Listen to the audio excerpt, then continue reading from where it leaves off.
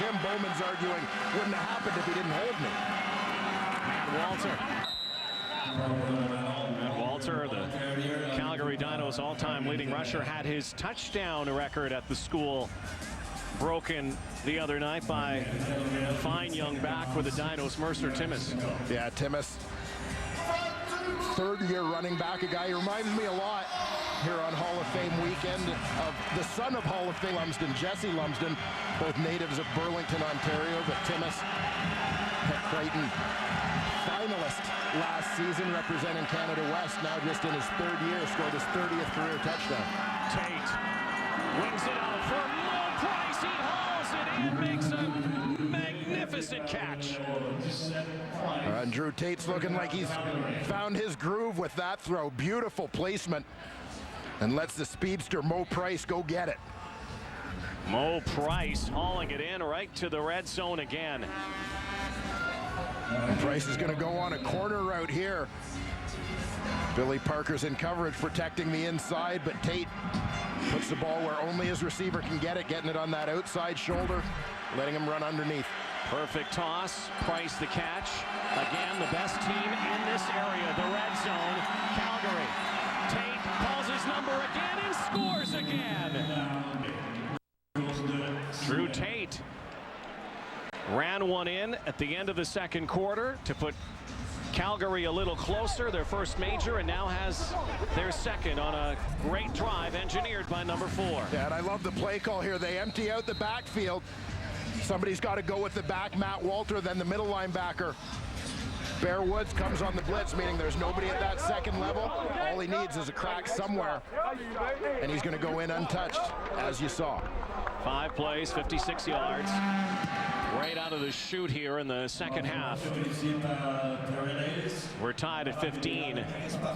Drew Tate, pair of scores. This one, easy does it. All square in the Hall of Fame game in Montreal. Finishing the first half with a scoring drive, their best of the game, and following it right up here to start the second half of this ball game. Drew Tate calls his own number on the quarterback draw to punch it in. There's James Rogers, deadly returner, out there with Terrell Sutton. Rene Paredes back in Montreal, where he played a few times before. Member of Concordia University Stingers. Off to Sutton, gobbled up, brought down near the 27-yard line. When you take a look back at the execution of this play, it all starts with the motion. You're going to see the running back, Matt Walter. He's going to get an outside release on this side. Nick Lewis is going to come out wide on this side, and those guys are going to pull defenders out of the box with them, and ultimately, it's just going to leave one layer, one level of defense for the Montreal Alouettes. Everybody steps up to the line. Drew Tate just needs a crack. There's no one there to make a play on him. Well, we'll see what the Alouettes are made of now. Remember, a week ago, had the lead, flirted with it, and then gave up 3 straight touchdowns to their Western Division foes at the time, the Eskimos, as Brandon Whitaker has his best run of the afternoon up near the 45-yard line. I said it early in the ball game. I expected this guy to be a factor for the Montreal Alouettes. They've had some success throwing the football, but offensively, you don't want to go to number 2, Brandon Whitaker, who can be a major weapon for this team playing against a somewhat depleted Calgary defensive line. And now put the conditions into play as well. The rain's starting to fall heavier here, and you think they keep it on the ground a little more. Whitaker with the rock again. Up near the 50-yard line, Brandon Whitaker. 8 carries, 48 yards right now. And what a supporting weapon he can be for Jonathan Crompton in this offense if Brandon Whitaker is able to remain productive. Take a little bit of heat off a young starter. Heaviest rainfall, driving rain. Stamps load up the box. Here they come. There goes the ball. And a first down for Sticky. Dave Stella, his first catch, injured Stampeder. On that collision is Brandon Smith, the leading tackler for the Calgary Stampeders. Well, Brandon Smith has been such an important guy for the Calgary Stampeders that boundary halfback position this year. Just a helmet-to-helmet collision with his teammate, Juwan Simpson. Now it seems to be the ongoing trend for the Calgary Stampeders, and we talk about their depth. One guy who's key every week, and I know I talked about him last week, Linjay Shell, the jack of all trades, whatever position in that linebacking core in the secondary they need him to jump into. He jumps in, and they don't miss a beat. This is a guy who's been an experienced starter in this league, productive player, and a great offseason pickup for the Stamps. Well, it goes back to the plug-and-play abilities of this organization, the Calgary Stampeders. It goes back to the days of Wally Buono and his on creating great depth, and it was carried over. The torch was passed to the new regime and John Hufnagel, and that has been an emphasis. Always have someone ready to go if someone goes down. Yeah, and they've taken it to a whole new level, it seems, in Calgary this year, because there are obviously a number of teams that do it well, but I don't think there's anybody that does it better than John Hufnagel, John Murphy, Brendan Mahoney, Michael Petrie, the rest of that Calgary Stampeder front office staff that puts this roster together. Another first down into Calgary territory for Crompton and his offense. And Whitaker again carries the mail near the 47-yard line. Looks like a gain of 6 here for two-way. Brandon Whitaker has had some injury issues. Guy was part of the Grey Cup championships in 09 and 10. Anthony Calvillo operated the controls. And Brandon Whitaker was one of those guys, it seems like we talked about whether Brandon Whitaker could be the 1,000 guy. Yeah. 1,000 yards rushing, 1,000 yards receiving. 2nd and 4. Whitaker behind cover, does some dancing, and then got tripped up. To Quinn Evans in on the stop, and then had words as well. And Stampeders right up in the grills now of the Alouettes. Let's go. Tempers a little heated. Try. Talk to you guys. And that was a loss on the play, so, well, actually a gain of about a yard, but too far for a third down thought. This is where Sean White has been so good this year. Angling kicks. Career best punting season for the native of White Rock, BC.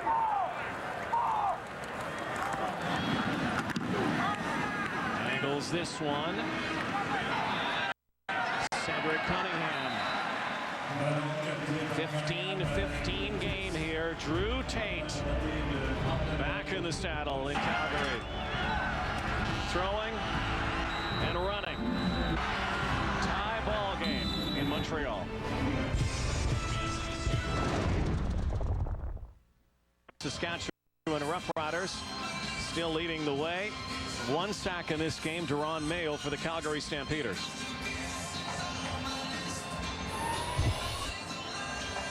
The Montreal Alouettes, led by John Bowman, CFL's active career leader in sacks, looking for his first here today. Matt Walter has some running room. His best run. Kyrus Hebert and Bear Woods bear down on him. An 18-yard gain for John Cornish's replacement in the lineup again, Matt Walter, who did a terrific job for the Stampeders when Cornish was gone with that concussion. Yeah, good tough run here from Matt Walter, the Calgary native. It's a nice job. The blocks from that offensive line as well as the receiving core. Key run, got the Stamps out of a hole. 10 carries, 64 for Walter. Tate steps up and Matt Walter dropped the football. Billy Parker picked it up, but they're saying it's an incomplete pass. Unlikely that Walter was going anywhere after he caught that anyway, but that could have been dangerous. It was like Drew Tate threw him a big bag of coins or something there.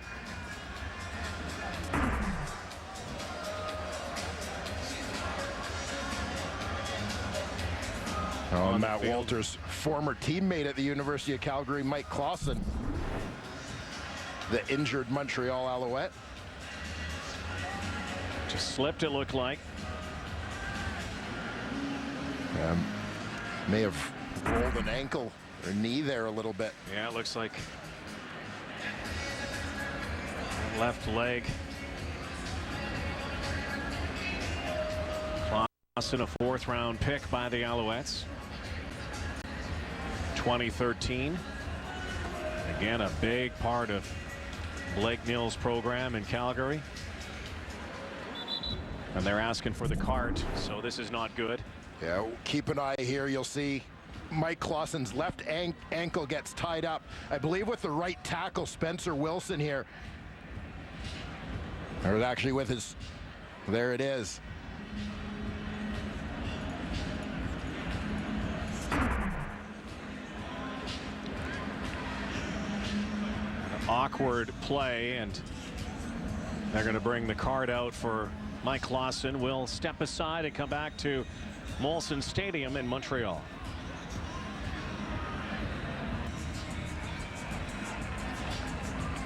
Michael Clausen with a brave face coming off the field.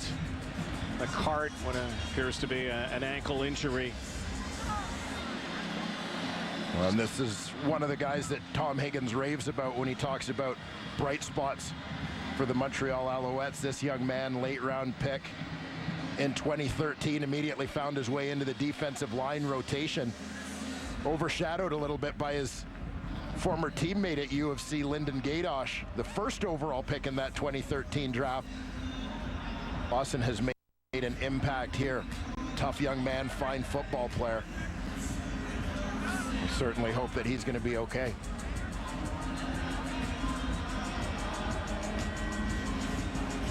Very cautious. Such an awkward looking play, and John Lewis on the sideline. We'll try to get a report on Michael Clausen's health. 7:21 to go in this third quarter. What is a tie ball game. And as we saw Michael Clausen get into that card, a number of the Calgary Stampeders made their way over to give them their best wishes. Mostly a sportsmanship thing, but for a lot of these guys training together in the off-season in Calgary, and obviously a number of former Dinos there as well. We mentioned Matt Walter, Anthony Parker came over as well.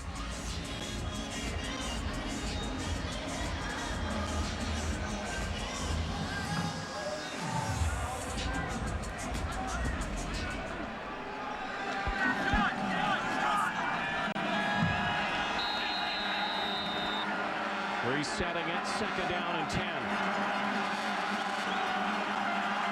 Three-man rush for the Owls. Tate hangs in, swings it out to Walter. Great tackle on the far side by Winston Venable. Venable comes in and stops the Stampeders in their tracks right there. Walter had running room, may have been able to pick up the first down. Oh, Venable, another of the young Owls who's seen his role grow in recent weeks, playing more and more snaps defensively, situationally for this team. Kick against the wind by Maver. No yards, 15-yard penalty because he caught it in the halo area with Stampeders in the area and in the air. Neil Lumsden, it's your turn to talk Hall of Fame, the latest inductee in the class of 2014. Turn right. The CFL and won cups in Edmonton and Hamilton, may be best remembered as one of the greatest running backs in CIS history. Yeah, dominant performer on one of the greatest teams. As you heard Matt Dunnigan talk about at halftime, 1975, Ottawa GGs. Neil Lumsden is with John Luke. Lumsden, but is this honor as much for you as it is for that 1975 Ottawa GG's team that went 11-0? Well, it's for everyone from when I started at the University of Ottawa right through to 75, and to do with every Everyone was involved. I mean, our coaching staff, Don Gilbert. It was interesting, you know, being involved in coaching now, you know, I look back and say he really did have a plan, and that plan came to fruition with a lot of great players and a lot of great people. And I had a chance to celebrate with them and a lot of them, and before the weekend and now this weekend. It's been awesome. You've been coaching for 4 years with Guelph. I mean, you've been a CFL executive. You could have stayed in the CFL, but I think this speaks to your passion for the CIS by staying there. Yeah, it's a shout out to the boys in Guelph because they decleated their opposition this weekend, 66-0. I won't mention the team, but it's just it's a treat to be around them, the staff, the players. It really is. It's an energy that you get from the game. Yeah, I've always had it as a player, coaching varsity kids, high school kids, and now at the CIS level. It's very special. Your son Jesse had a tremendous career with McMaster. Do you foresee sometime down the road the honor that's been bestowed on you going Jesse's way too? Well, I'll tell you, the Eric LaPointe thing, and rightfully so. He had a spectacular career, and I think Jesse did some pretty good work on his own, breaking a couple of Eric's records. So there's been very few guys that have come out of this country that can run the football like 28 did. So maybe someday it'll happen. It'd be pretty cool. Thanks for this, Neil, and congratulations. Well, like father, like son, and again, it's the Canadian Football Hall of Fame. Not necessarily what you did in the CFL, but certainly what you did in the CIS, and no argument. Jesse Lumsden was one of the best, just like his dad. Not many guys could bring him down. Injury-riddled pro career. There goes Brandon Whitaker. Neil Lumsden's pretty much done it all. Yeah, I remember Neil Lumsden well, one of the great fullbacks of my youth growing up watching football, one of the guys I idolized. I remember when he came into the league with the Toronto Argonauts growing up in the Toronto area. And like you, a guy who's on the list in that club of players who've won the Vanier Cup and also own Grey Cup rings. Well, Neil's got rings for every finger. He's had a pretty good run in the game of football, and as you heard, looking to add to that collection with some coaching success at the University of Guelph now. And frankly, as for Jesse Lumsden one day joining him in that hall, for me, it is a no-brainer. Yeah, exactly. Boy, it was a tremendous night last night, eh? Yeah, it was fantastic. A great show put on. Great to see a number of people connected with various levels of the game of football in this country, and to hear the thoughts and journeys of the 7 inductees. We have yet to hear from Azumo Okeke, who brought the house down last night, and also your old coach, Larry Haler, who's going to be joining us. Missing coming weekend for Western. Stang still winning. 3rd and 1 to Tanner Marsh. And has to go forward.